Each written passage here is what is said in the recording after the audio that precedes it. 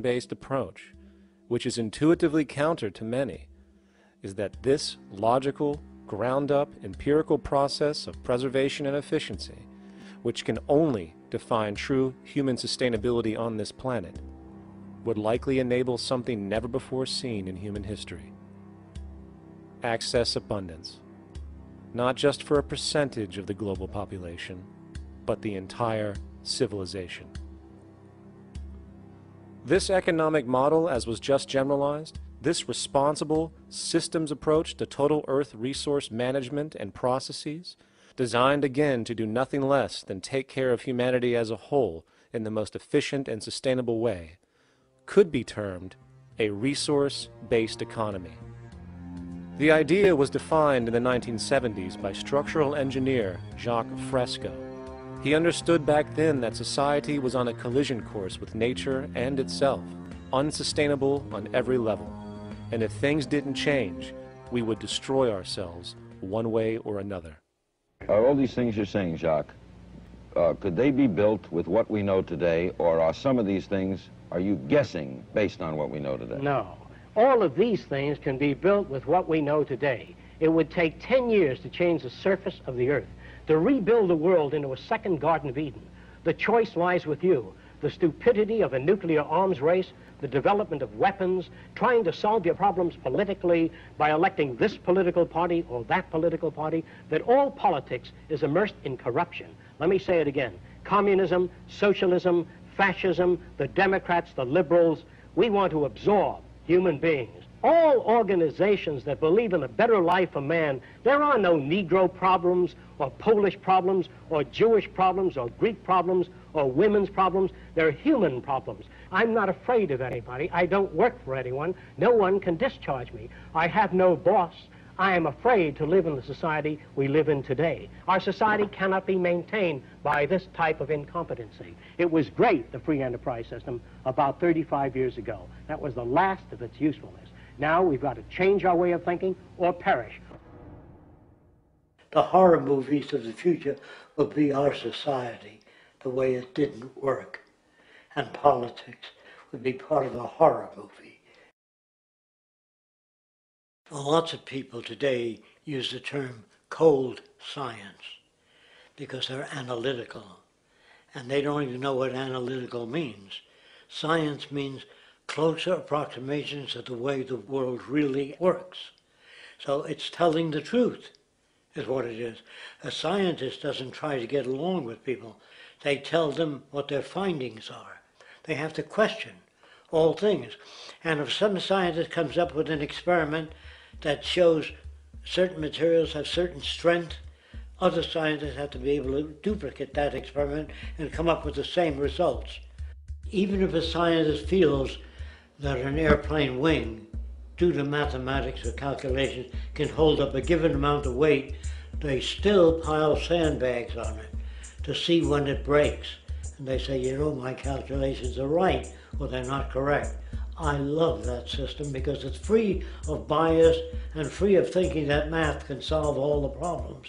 You have to put your math to test also.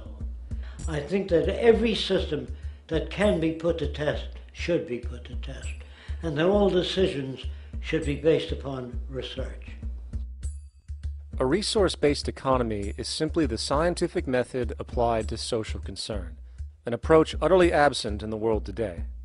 Society is a technical invention, and the most efficient methods of optimized human health, physical production, distribution, city infrastructure, and the like reside in the field of science and technology, not politics or monetary economics. It operates in the same systematic way as, say, an airplane, and there is no Republican or liberal way to build an airplane. Likewise, nature itself is the physical referent we use to prove our science, and it is a set system, emerging only from our increased understanding of it. In fact, it has no regard for what you subjectively think or believe to be true. Rather, it gives you an option. You can learn and fall in line with its natural laws and conduct yourself accordingly, invariably creating good health and sustainability, or you can go against the current to no avail. It doesn't matter how much you believe you can just stand up right now and walk on the wall next to you. The law of gravity will not allow it. If you do not eat, you will die. If you are not touched as an infant, you will die. As harsh as it may sound, nature is a dictatorship, and we can either listen to it and come in harmony with it, or suffer the inevitable adverse consequences. So, a resource-based economy is nothing more than a set of proven, life-supporting understandings where all decisions are based upon optimized human and environmental sustainability. It takes into account the empirical life ground, which every human being shares as a need, regardless, again, of their political or religious philosophy. There is no cultural relativism to this approach. It isn't a matter of opinion. Human needs are human needs, and having access to the necessities of life, such as clean air, nutritious food, and clean water, along with a positively reinforcing, stable, nurturing, and non-violent environment, is demanded for our mental and physical health, our evolutionary fitness, and hence the species' survival itself. A resource-based economy would be based upon available resources. You can't just bring a lot of people to an island or build a city of 50,000 people without having access to the necessities of life. So when I use the term a comprehensive systems approach, I'm talking about doing an inventory of the area first and determining what that area can supply, not just architectural approach, not just design approach, but design must be based on all of the requirements to enhance human life. And that's what I mean by an integrated way of thinking. Food, clothing, shelter, warmth, love, all those things are necessary.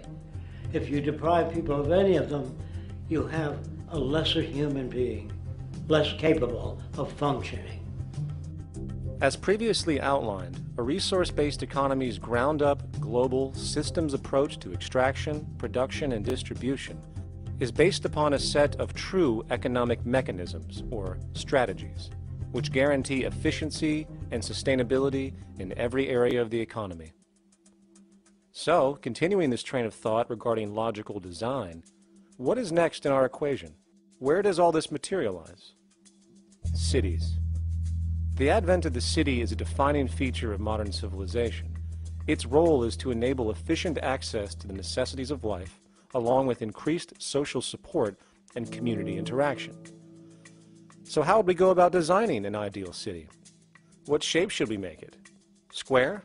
Trapezoid? Well, given we're going to be moving around the thing, we might as well make it as equidistant as possible for ease, hence the circle. What should the city contain?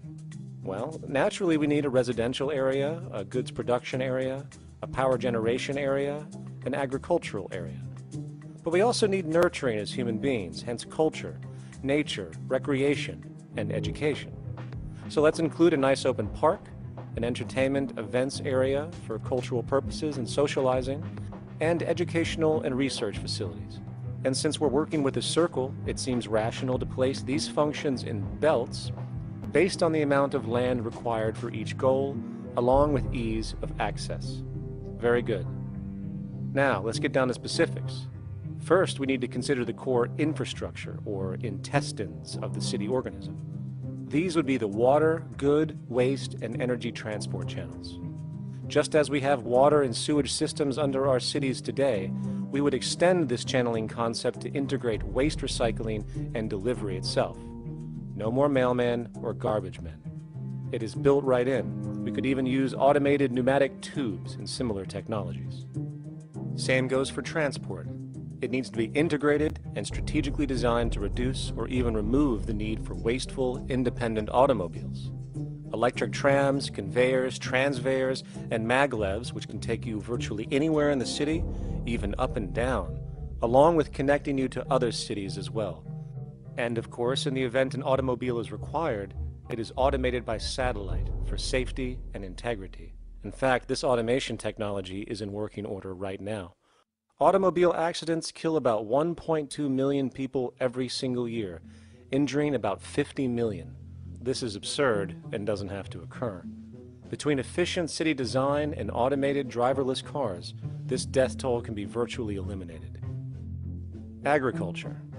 Today, through our haphazard, cost-cutting industrial methods, using pesticides, excessive fertilizers, and other means, we have successfully destroyed much of the arable land on this planet, not to mention also extensively poisoning our bodies. In fact, industrial and agricultural chemical toxins now show up in virtually every human being tested, including infants. Fortunately, there is a glaring alternative: the soilless mediums of hydroponics and aeroponics, which also reduce nutrient and water requirements by up to 75% of our current usage. Food can now be organically grown on an industrial scale in enclosed vertical farms, such as in 50-story 1-acre plots, virtually eliminating the need for pesticides and hydrocarbons in general. This is the future of industrial food cultivation: efficient, clean, and abundant. So, such advanced systems would be, in part, what comprise our agricultural belt, producing all the food required for the entire city's population, with no need to import anything from the outside, saving time, waste, and energy. And speaking of energy, the energy belt would work in a systems approach to extract electricity from our abundant renewable mediums, specifically wind, solar, geothermal, and heat differentials, and if near water potentials, tidal and wave power. To avoid intermittency and make sure a positive net energy return occurs, these mediums would operate in an integrated system, powering each other when needed, while storing excessive energy to large supercapacitors under the ground, so nothing can go to waste. And not only does the city power itself, particular structures will also power independently and generate electricity through photovoltaic paints, structural pressure transducers, the thermocouple effect, and other current but underutilized technologies. But of course, this begs the question: how does this technology and goods in general get created in the first place? This brings us to production. The industrial belt, apart from having hospitals and the like, would be the hub of factory production. Completely localized overall, it would of course obtain raw materials by way of the global resource management system just discussed, with demand being generated by the population of the city itself. As far as the mechanics of production, we need to discuss a new, powerful phenomenon which was sparked very recently in human history and is on pace to changing everything. It's called mechanization, or the automation of labor. Well, if you look around you, you'll notice that almost everything that we use today is built automatically. Your shoes, your clothes, your home appliances, your car, and so on, they are all built by machines in an automatic way. Can we say that the society has not been influenced by these major technological advancements? Of course not. These systems really dictate new structures and new needs, and they make a lot of other things obsolete. So we've been going up in the development and use of technology in an exponential way. So definitely automation is going to continue. You cannot stop technologies that just make sense. Labor automation through technology is at the bottom of every major social transformation in human history. From the agricultural revolution and the invention of the plow, to the industrial revolution and the invention of the powered machine, to the information age we live in now through essentially the invention of advanced electronics and computers.